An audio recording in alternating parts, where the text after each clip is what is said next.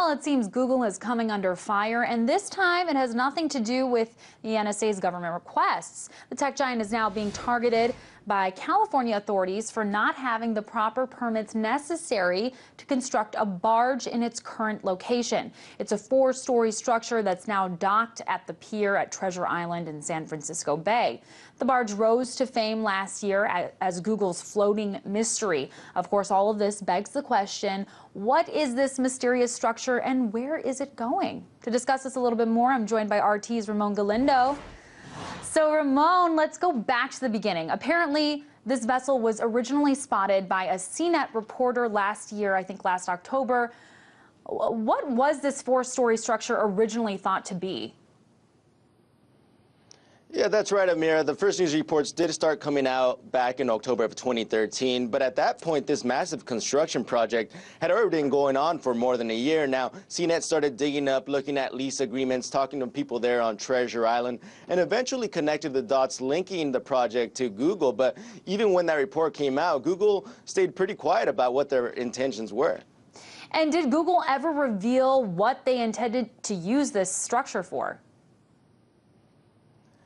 Well, once this story started to pick up a little bit more steam, they were forced to say something. And investigative reports there in the Bay Area indicated that Google intends to use this as a high-end display for some of their new projects and products. But right now, there hasn't been any construction since last summer, so Google remains very vague about what they intend to do with it, only saying that they hope that it becomes some sort of interactive technology center where people can learn about the technology they're working on. It's very peculiar. I mean, is there any reason to be suspicious that Google had some secret intentions that we don't know about?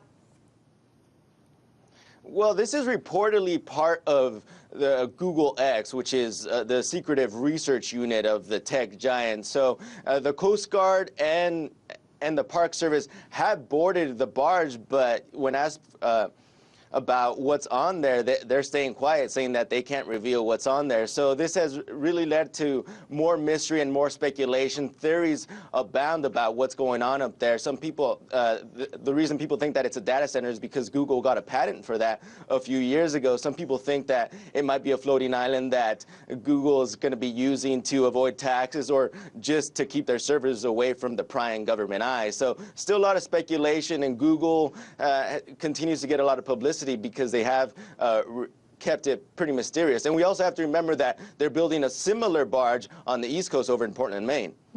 People do love speculating.